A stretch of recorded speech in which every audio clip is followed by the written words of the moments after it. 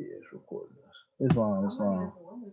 I just pressed the record. So for those who are going to be tuning in via uh, the recorded version, I want to see who's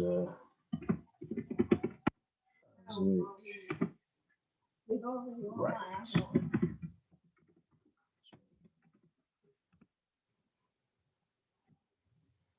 This man right here, he's actually going to be running for mayor of New York City in 2021. He is the one who there's a TV series on was that ABC, I think, that's based off of him. He's from New Jersey. He was the guy who got convicted, wrongly convicted. Um, Came back, sued the judge in the Lloyd prosecution. I read about him like years ago, man. And let's see, yeah, wrongly convicted. So yeah, this man, he was wrongly convicted on drug charges in New Jersey, sentenced to life in prison in 1991 under New Jersey drug kingpin laws. Right, while incarcerated, he worked as a paralegal, and while in prison, he helped to overturn the wrongful convictions of 20 of his fellow inmates before finally proving his own innocence. So he worked as a paralegal. So, um, and he got that TV series. What's this TV series?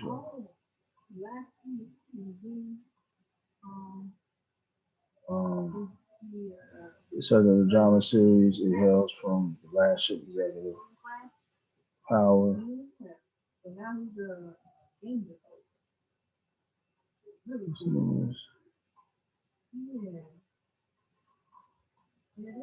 Yeah, so he definitely has he has that new series that's on ABC, funded by Power, and I'm not funded, but same people that write for Power and everything. They write for that series, but it's based off of this man's life.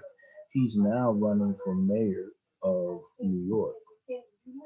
So I'm encouraging brother Qatar, you know, brothers who are in New York, if you see this video or whatever, vote for that man.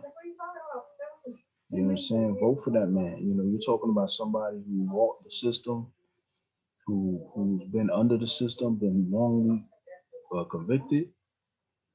Gotta support people like that, man. And they're gonna try to run for mayor. You know what I'm saying? That's something that every decent human being should get behind that guy. You know what I'm saying? He's somebody who's been humbled by the system when, where he didn't, he wasn't really involved in any of that. And he was able to beat his case. So he knows the law. So that's the people we want to support, inshallah. Okay. So, some updates.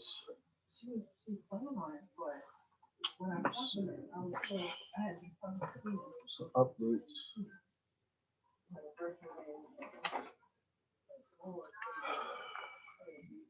Let's see. Some updates. Let me see. I'm gonna show mine. Show mine. Let me go turn the thing on, turn my camera on, so y'all can see it. Islam. So they came in. This is our authorization as Mission 28 right here. Certificate of authorization. We have as you see is the authorization code right there. A lot of stuff is going digital.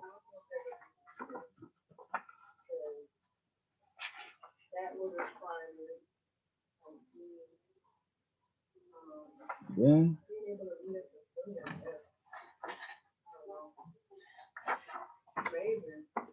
this is your new membership. You see your membership, the membership certificate. Everybody gets one. Who signs up, fills in. There you go.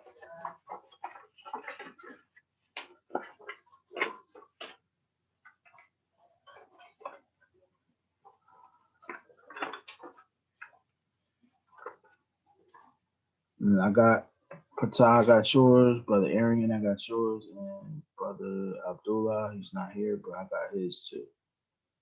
Okay. And another thing, don't forget if you did not pay your dues, please pay your dues before the end of the month. We got like 2 days. So if you can send your dues off, if you are struggling, there is some financial issues with your dues, please let me know. Then we can talk about it. You know what I'm saying? There's no, we're not trying to force the issue. We understand COVID, jobs are scarce, all that, man. We understand that. We're not here. We're no tyrants, because everybody pretty much is in the same water. And but if you're able to pay it, please pay it. $20. I think everything was due on the 10th. I think they switched it to the 20th. So dues are now due on the 20th. Inshallah.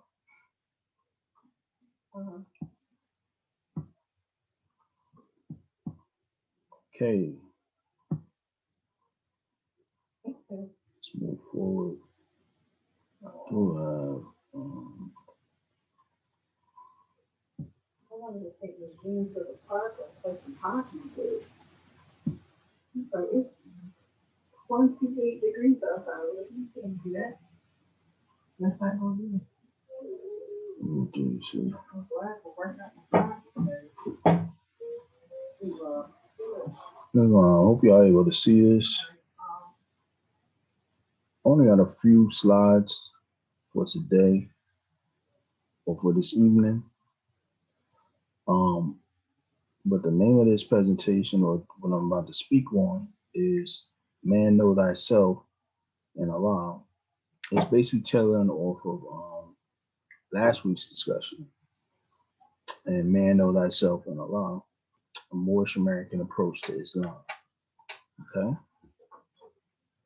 So when we speak of in the Moorish Science of America, when we speak of Man Know Thyself and Allah, it's an axiom, usually going back to the axiom of Kemet, when they say man know thyself, man know thyself, universe, and God. Okay? Because in Kemet, that axiom or statement had science within the context of it. Because if I tell you know thyself, the universe, and God, that means there's a connection between you, the universe, and God. Islam. So our approach is similar to that understanding, that there's a connection between you, universe, and God. Islam and our approach is within the context of that axiom. That Islam is nothing that you pick up and start practicing, but Islam is what is your natural nature. Your oneness with Allah is consistent on your natural connection, which is Islam.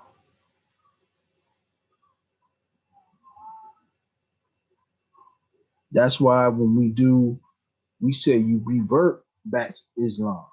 You revert back to your original nature. You don't convert. There's no conversion, religious conversion. It's a reversion. You go back to your natural nature, your natural self. It's Islam. Islam encompasses your natural self.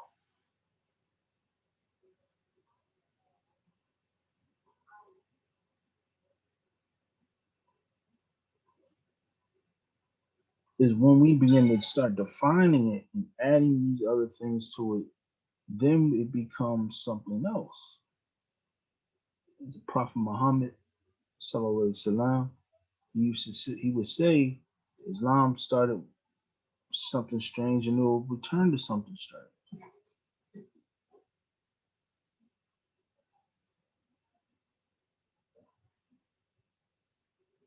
Also said, his followers, saying now, 300 years later, I might be butchering it. Allah forgive me, astaghfirullah, won't be the same. Prophet Muhammad sallallahu alaihi wasallam knew that that those people who would come later into Islam would come with something different. I I'm I'm reminded of an article I read years ago regarding uh, Senegalese Muslims making Hajj to Mecca, coming back to Senegal, right? And I think it was Senegal and Mali, they both were talking about. They had an issue. It was an issue. The issue was when the Muslims from these areas go to Saudi Arabia to Mecca, they come back and saying we got to stop doing this. We have to stop doing this. This is not right. This is not Islam. This is not what they. This da da da da. You know what I'm saying? They're saying you doing this wrong. We're doing that wrong. We're doing this wrong. We're doing that wrong. We're doing that wrong. And it's like, and the sheikhs and the scholars in those areas is like, wait a minute, hold on. We've been doing this for centuries. Okay, we've been doing this for centuries. You went to Mecca once. You're gonna come back now and tell us what we've been doing this. We got this. We understand how to do this. And people forget. People forget the most prestigious university of Islam was Timbuktu at one time. It wasn't Baghdad.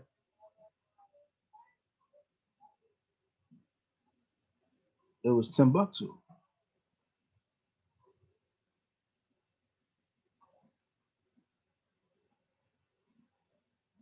The Moors, the spread of Islam is really due to the Moors, to our ancestors, spreading Islam,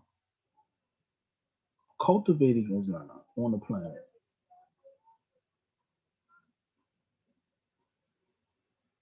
Getting humanity back into its natural flow of things. And when it was in line, all the blessings began to pour out. Islam today is not on the frequency it was back when the Moors was in charge. I'll say it. It's not. Because if it was on the same frequency, it would be a whole different vibration. And I don't see no Islamic. I mean, this Islamic leaders are speaking out about it, but not enough. Everybody, a lot of times, they going about their business like everything's hunky dory, and that's not true. You know for a fact that there's something wrong and something went wrong. Islam today is not the same as it was back then, because you will have more innovative things going on, more control over the sciences, more control over the different arts. People wouldn't have to go to Oxford, all these different schools. Islamic schools and base schools would still be a top pick for anyone to attend, and it'll be the top prestigious universities. The medical sciences, we wouldn't need a World Health Organization. Bill Gates wouldn't even be in control of the situation if Islam was back where it was supposed to be. And why did it come? Because it deterred off of the fact for man to know thyself and Allah, the connection. Allah seen as something distant. And the Sufi teaches, they only say there's veils that separate you from Allah. The veil is very thin. A veil you can possibly see through. But there's multiple veils as there. But it's so significant to say that because it's a saying that Allah is not far. Allah is not far. Allah is only a few veils away from you. One veil. In the More Science Simple America, we say unfold. You have to unfold. And Islam is that process of unfolding. To know thyself. I'm coming from, so you boys can actually start references and stuff. And I noticed I haven't really touched on the Quran, which was revealed to Muhammad alayhi salam. But we're going to definitely begin to merge the Qurans as Prophet Noble Drew has instructed us to. What is Islam? Now, this passage is in the literature, the Moorish literature. Moorish literature, for those who do not know, is a collection of articles from the Moorish Guide written by Prophet Noble Drew and those members of the Moorish Science Temple of America. Some are reports of events. Some are just what we would call blogs, what's on your mind type of thing. And then some are warnings and talks by the Prophet to the members and addressing society. Islam. But this one's called What is Islam? And I only picked out a few paragraphs. I'm gonna read the whole thing and then I'm gonna go back and highlight the paragraphs. I didn't get a chance to really write the whole demonstration down, but we can go. This is very key. What is Islam? Islam is a very simple faith. It requires man to recognize his duties towards God Allah, his creator, and his fellow creatures. It teaches supreme duty of living at peace with one's surroundings. It is preeminently a religion of peace. The very name Islam means peace. The goal of man's life, according to Islam, is peace with everything. Peace with Allah and peace with man. The Quran, the holy book of Islam, tells us that the final abode of man is the house of peace, where no vain word or sinful discourse will be heard. The Holy Divine Prophet, Noble Drew says that the follower of Islam, in the true sense of the word, is one whose hands, tongue, and thoughts do not hurt others. Object of man's life, according to Islam, is to complete unfoldment. I'm going to say that again. Object of man's life, according to Islam, is its complete unfoldment. You can reference chapter 1 in the Moorish Holy Quran regarding the unfoldment, and chapter 2 talking about man's unfoldment. Islam teaches that man is born with unlimited capabilities for progress. Islam does not support the idea that man was born in sin. It teaches that everyone has within him the seed of perfect development and rests solely with himself to make or mar his future. The cardinal doctrine of Islam is the unity of Father Allah. We believe in one God, Allah, who is all God, all mercy, all powerful. He is perfect, holy, all wisdom, all knowledge, all truth. There are some of his, these are some of his great attributes so far as we can understand. He is free from all defects, holy and transcendent.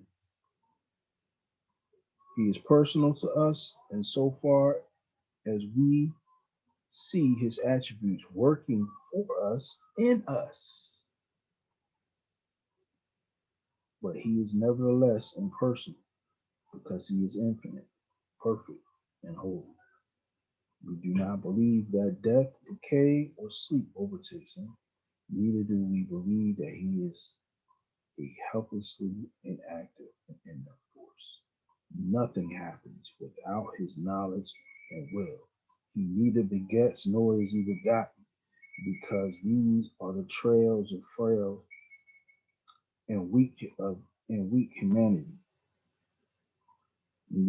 Because these are the trails of frail and weak humanity.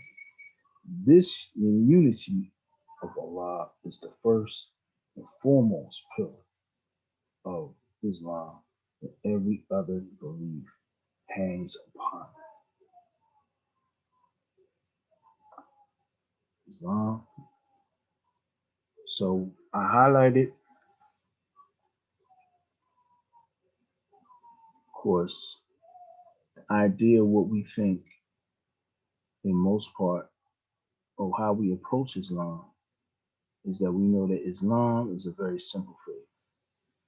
Okay. And then when it says it teaches the supreme duty of living at peace with one's surroundings, it is preeminently the religion of peace. Right? Surah Baqarah, ayat 31. And he taught Adam the nature of all things. That Adam, sitting on Adam, was actually in tune with all creatures and living things. As long as he stayed within the will of Allah, he was in tune with nature. See, you got Moors who will talk about being one with nature and nature is the religion and so forth. But nature is not the religion, nature is the result. Your oneness with nature is a result. It is not that actual religion. It's the result. Things become one in unison when you align yourself with Allah. See, you can't chase nature. You chase nature, you're still looking outside yourself.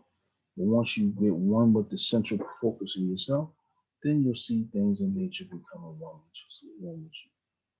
Okay. Now, some people go out in nature to escape like society, and they live in a combustion of urban life and so forth. The hustle and bustle, and so you want to get away, just go into nature. Islam, but that is just a step, just to clear your mind. But still going within yourself is how you won yourself in nature. And it's not even the nature in, let's say, the trees or the forest, but even the nature around you, wherever's around you, where your surroundings. Your surroundings, be in peace with your surroundings. That means your surroundings does not dictate your condition or the station that you're at in life.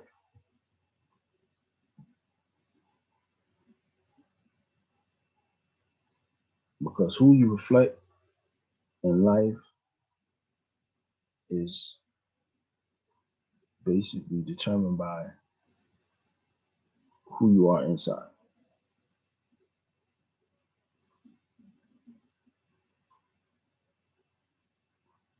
Sometimes, like when you get in trouble, when you get things going on in yourself and around you, and you get things seem chaotic, sometimes you need to just pause for a minute and be like, okay, what am I not doing? Or what is wrong with me?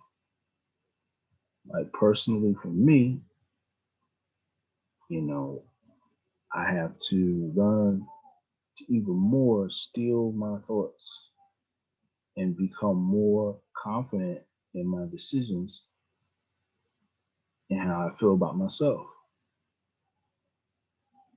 because of, growing up um, with, just not a lot of, let's say, confidence um, and stuff like that. I was very quiet as a child, so and that was only because I was observant, but I was scared a lot of times. I didn't necessarily want to be the full center of attention all the time. I had my moments, but there's part of me that always wanted to, you know, jump out and I guess like embrace the world in a sense. But then but that's hard. That was hard for me.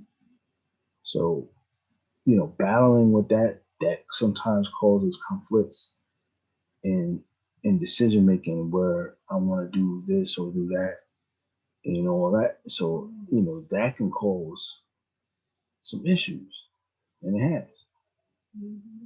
So a lot of times, if you're not confident in who you are, or any other issue you may have with yourself, it shows. It shows.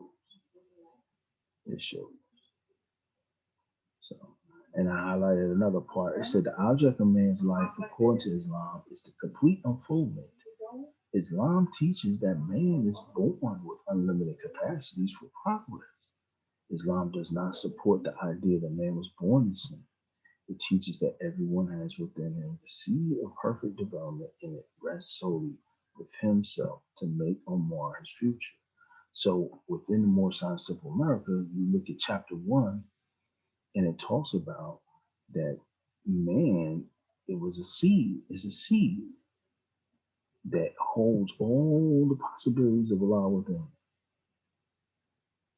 And just like a seed, it needs to grow, it needs to unfold.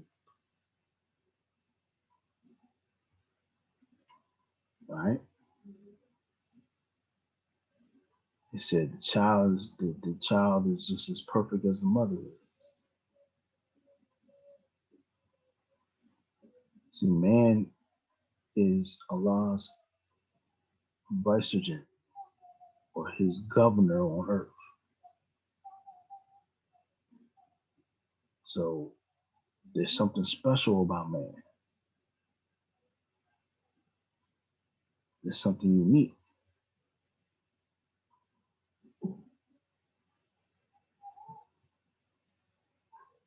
So let's go to slide 3. Hope I'm not losing y'all. Y'all understand. Y'all try to when you get, if you got a chance, I'm gonna repost it, but definitely write down the surahs and the ayats that are being used, and the comparisons. Okay, if you go to Holy Instructions on the Prophet, Know Thyself, that's chapter.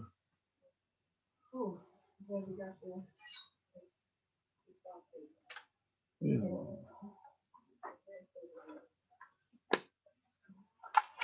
36.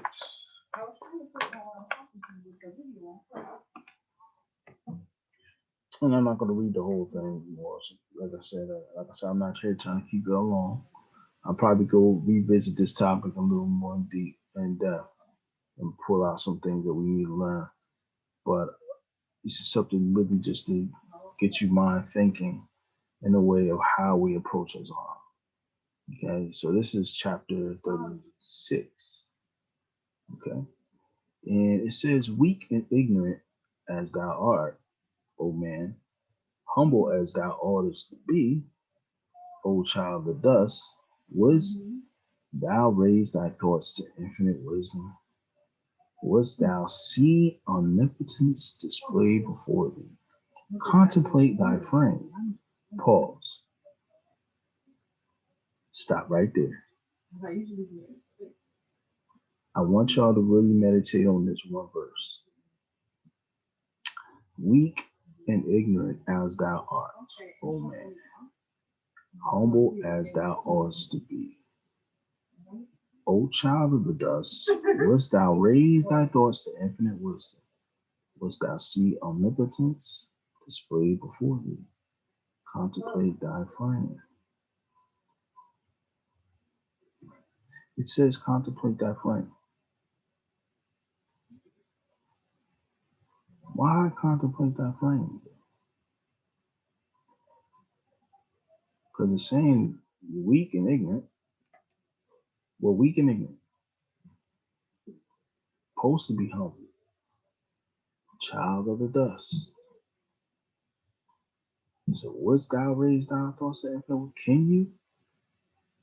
Would you raise your thoughts to infinite wisdom? Knowing all this other stuff preceded, weak and ignorant, you're a child of the dust. But this says contemplate thy frame. And then second verse is fearfully and wonderfully art thou made. Praise therefore thy creator with awe and rejoice before him with reverence. If you go to Surah 95, ayah 4, it says, we indeed created man in the best form. As you can see, that despite the humble presentation, despite that, yes, after we pass this form, our physical body deteriorates into dust, into the soil. We are created in the best form. Fearfully and wonderfully art thou made.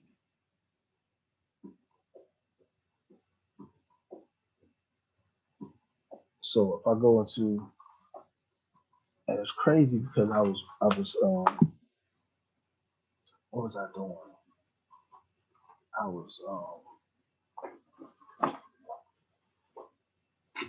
I was reading. I had picked up the old book I got. It's not old, but it's a book I've been having since like 2009, 10, probably before then. I'm a fan, admirer of Ibn Arabi. He is what they call Sheikh Akbar, the greatest sheikh, right? And there's only one other sheikh that pretty much reached the what they say the Kutub at the time, or the pole of existence, close to proximity, and that's Sheikh Ahmad Bamba, Serene Tuba. But before Serene Tuba, it was Ibn Arabi. Ibn Arabi lived in Moorish Spain. He was a Moor. Don't let nobody ever say nothing different. All the evidence. His family was from Cordoba, southern Andalusia. That's even where all the, because that was the southern Cordoba was right above Morocco. It was right there. They cross right over the Iberian Peninsula, go right up in there.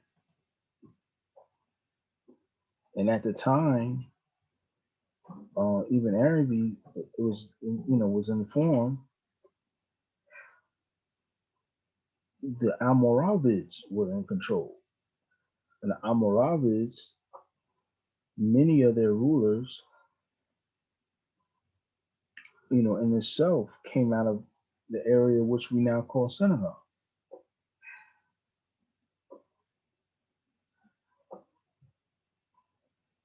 So you have a very rich melanated presence. So even Arabi, as much as they try to Arabize him, pardon about it, and they try to Europeanize them, because that's what they do.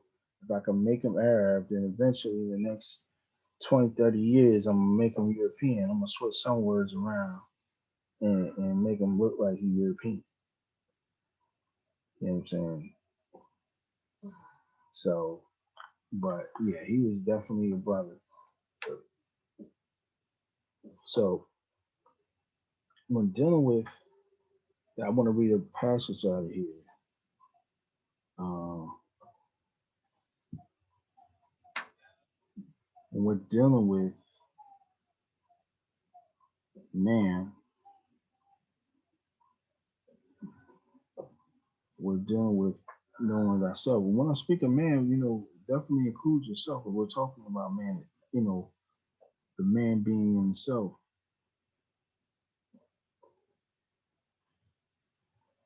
Okay. I could find the passage. Here we go.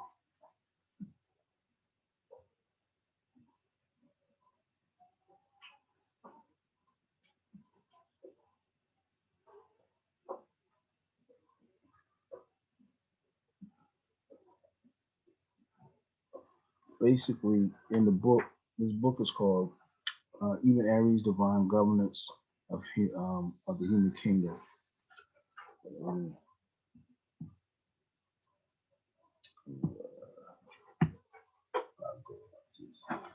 Let me show you the book. This is a good book, so y'all want to try to invest in that. I don't know how much it goes for now, but I probably got it at a good deal. So in the chapter 1, which is called The Soul, the Divine Deputy, the King of the Human Realm, it's basically explained that man holds a higher station. And I read from this part where it says, therefore the soul is under the orders of God and is within the knowledge of the Lord and is revealed by the Lord. Thus, the man of knowledge, believing that the origin of the soul is divine, believes that it received God's orders directly from his realm of power without any intermediary. Without any intermediary. And each such command is meant to fulfill certain functions. Thus, the first cause named by the philosophers is the absolute existence of the one and only. If another existence attached to the causal cause existence or causal existence is added to him, it becomes a second cause. It becomes the first creation. In the created universe, every existence is an effect of a preceding cause. Listen to it said in the created universe. Okay. It is said in the Holy Quran, it is not his to create and to govern. Blessed be God, the cherisher and the sustainer of the world. Is it not his to create and to govern? Yes. This is a question of, Awal Subhanahu wa is asked. This is Surah out of 54. And it goes further. He said, He's created all and everything with his knowledge. Okay, and go further. So it sets up the basis. It shows that the spirit in itself, the soul of man, is the governor. It is the connection what man has with Allah as he exists on the human creative universe. Okay. And that's one key. It says in Surah Taha, Ayat 5, it said, God most gracious is firmly established on the throne. Now remember I mentioned last week we talked about what is the throne, what is the heart. There's a lot of people say Allah's throne is on the heart. But what is the heart? The heart is always the most essential part of anything is the heart. So Allah's throne will be the essential center part of anything. This is what what I say the Kaaba and the Mecca represents. That's why it's the center, because it's supposed to represent that symbolically.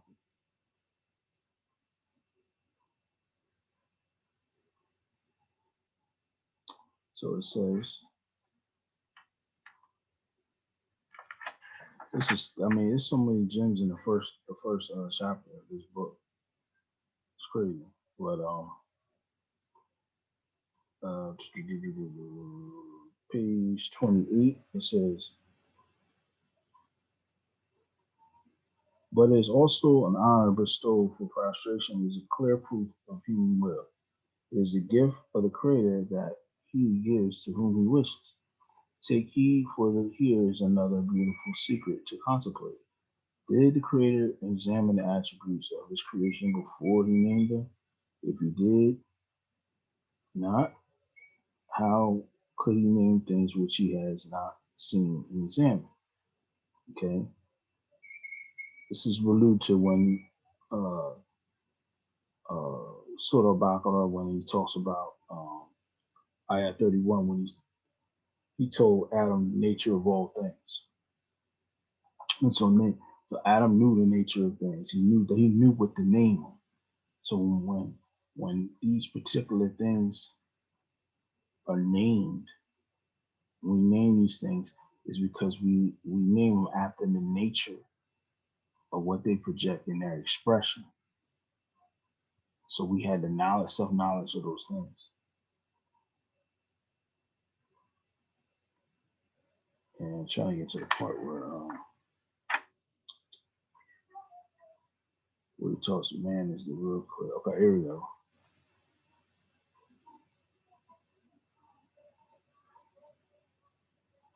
It says, Surah Yasin, in all things we have taken account in a clear book of evidence. This is Yasin, Surah Yasin, Ayat 12. And it says, which is the hidden tablets. The whole of the universe under above the hidden tablets is surrounded and strengthened by man, the microcosm. That is why man is the real clear tool of guidance, and his station is close to God, and he receives his guidance from him. That is man's destiny and his joy. So be aware and realize that be aware and realize what you have. For in that book you are, God says, nothing have you omitted from the book. So, and then it goes further. That's Anam 58. But the next paragraph below that, this is page 31. The best of God's creation, containing and realizing all possibilities, the true God is the perfect man. Now, Morris, remember, if you take heed to the Divine Constitution bylaws in Act 2, when it talks about why is it holy day? Because where first man is formed in flesh, it's on the day when first man part out. That term, first man, has dual meaning to it.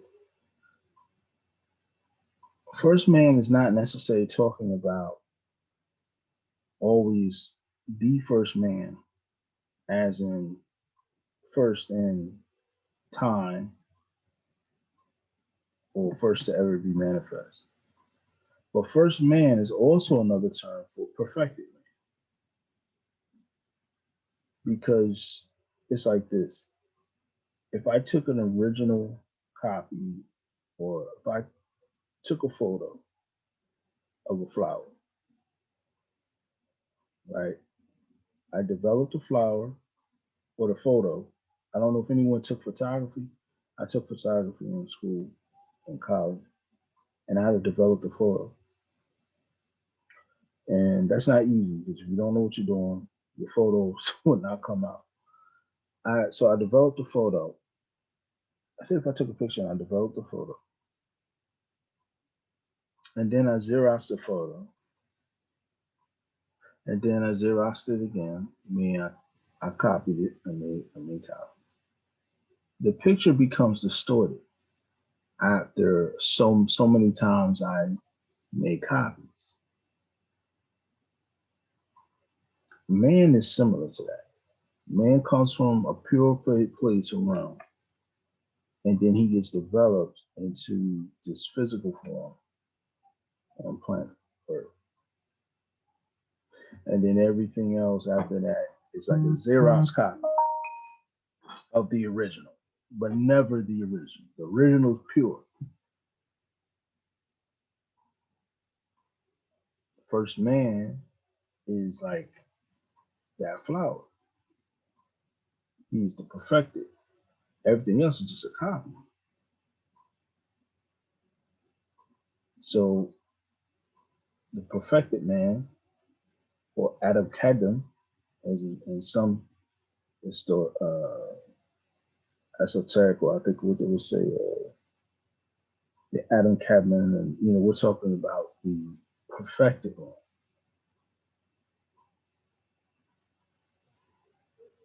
It's a position, a station that man, basically all men can actually get back to that. So what it says, first man parted in flesh, or first man parted out of flesh, is key, because it means only first man can part out of flesh. So you can't part out of flesh if you're not at that station of first man.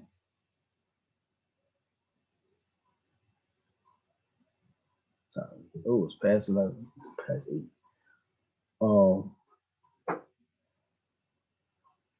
So when we think about knowledge of self or know thyself, you have to know your station and how important that is between you and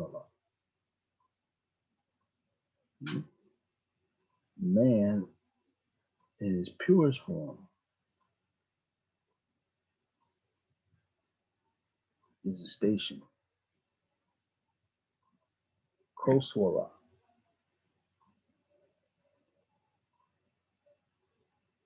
Remember, within the Quran, it talks about the angels bowing down. It wasn't bowing down to worship Adam or man, but was bowing down because of it. The angels recognized Allah and Allah's authority.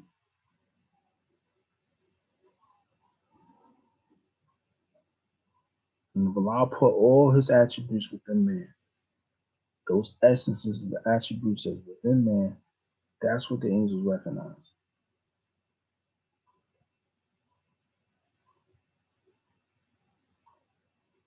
Who is Shaitan? Shaitan is the one that doesn't recognize.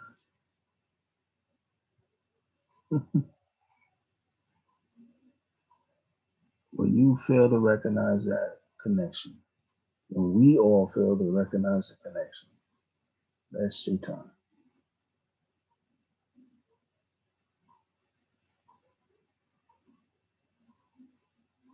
And I know a lot of people will draw different conclusions off of that. We got tons of books written on that whole story. Let's see, it is 8:13. I believe I was going to move to close.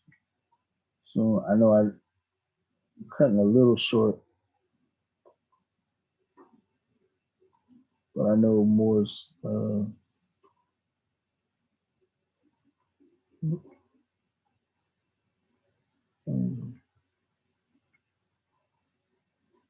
sorry about that. Yeah, I'm cutting a little short, Morris, but I hope all is well. Is any questions?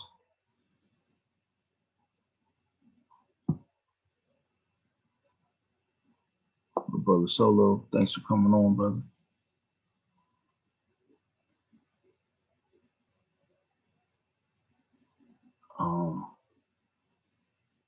Trying to think if there's any other announcements.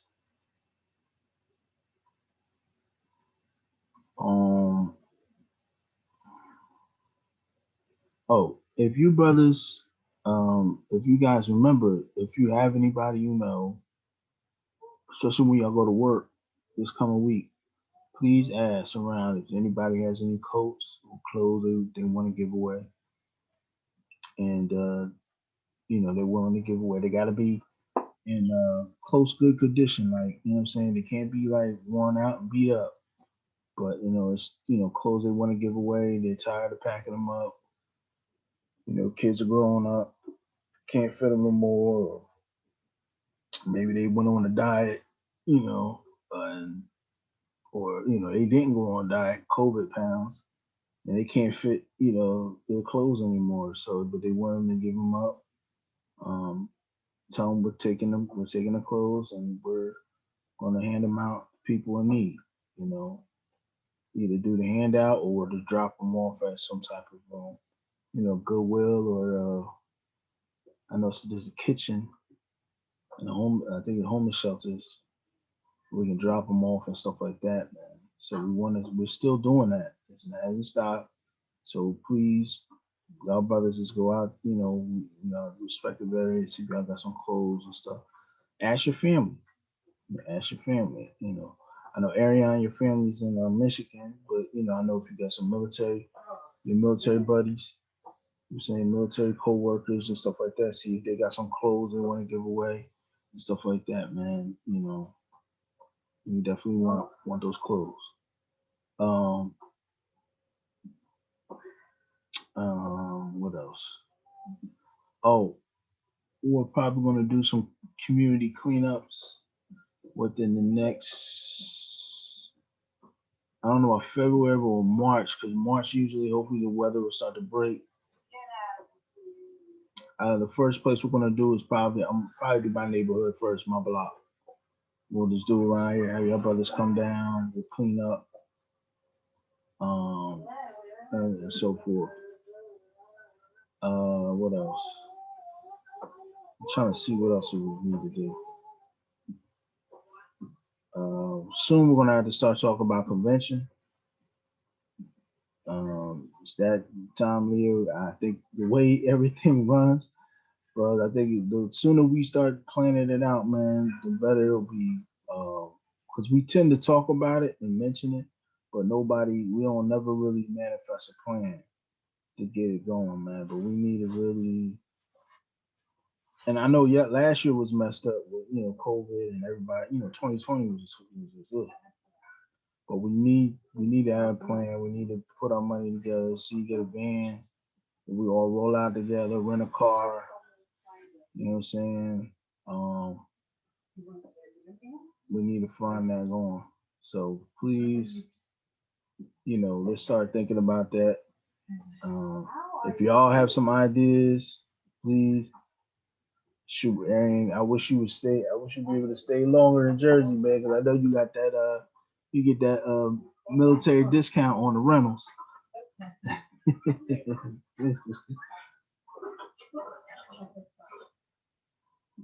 You get that military discount on the rentals. So, but you know, inshallah, we'll try to work it out.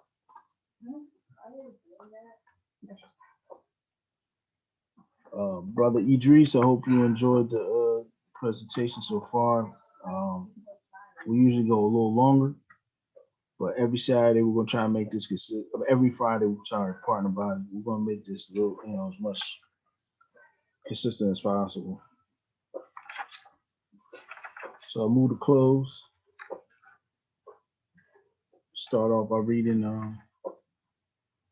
as custom, it's more Shine Simple America. We read the prophet's warnings before we close out. It says, Prophet warns all Muslims to be read in every meeting. I hereby inform all members that they must end all radical speeches while at work, in their homes, or on the streets.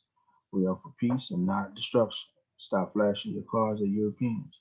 It causes confusion. Remember, your card is for your salvation. Failure to obey these orders will be of severe consequence. We are for love, truth, peace, freedom. And when these principles are violated, justice must then take its course. Any member of the or a group of members who hold malicious feelings towards the temple or the prophet or violate the divine covenant of the Moorish movement will receive their reward from Allah for their unjust deeds. All true Moors must obey the law laid down to them by their prophet. And if they lose confidence in their prophet, give up your card and button, cease wearing your turban or fez, and return to the state where I, the prophet, found you. For this is a holy divine movement founded by the prophet, Noble Drew Ali. And if the prophet is not right, the temple is not right. The prophet is sending out a divine plea to all the true Moorish Americans that they may do their part in protecting the prophet and the temple. This is an everlasting movement founded by the prophet through the will of Allah to redeem his people from their sinful ways. Peace, Noble Drew Ali.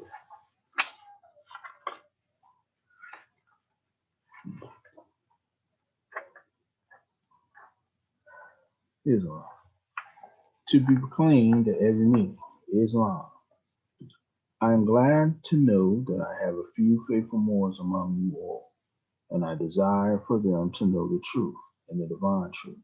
There's a host of jealousy about me and the movement now by the same people of our side of the nation that claimed that I was only a joke and unreal.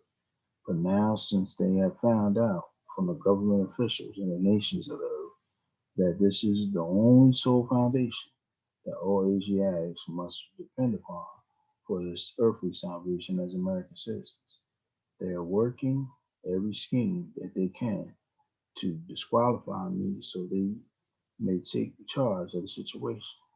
I had notified all these things to you long ago in the past.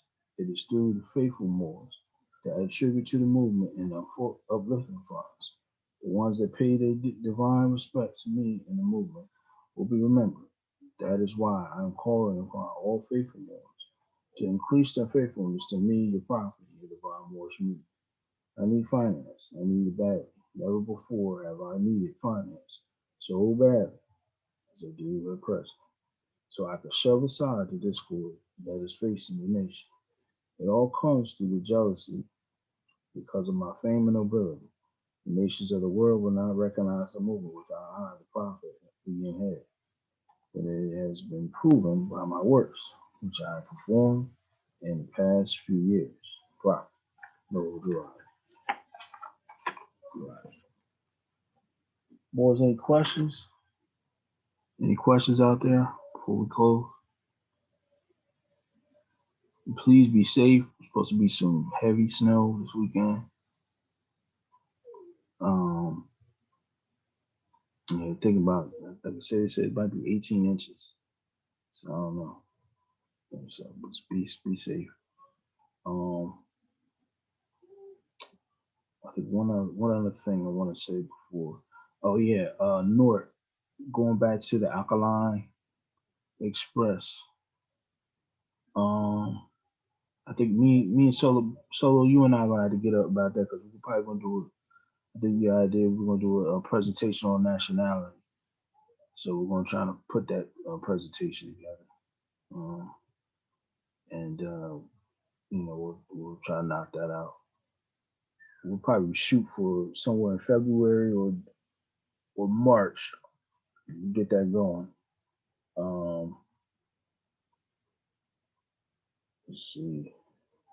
I might need brothers to probably donate, so we can get maybe some hard copies of the trifold pamphlets.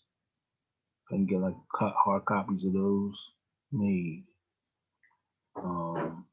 Maybe at Staples or something. Maybe Vistaprint might got like a deal or something. But we'll get that done, inshallah. All right. If there's no questions, I'll move to close with the Prophet's prayer.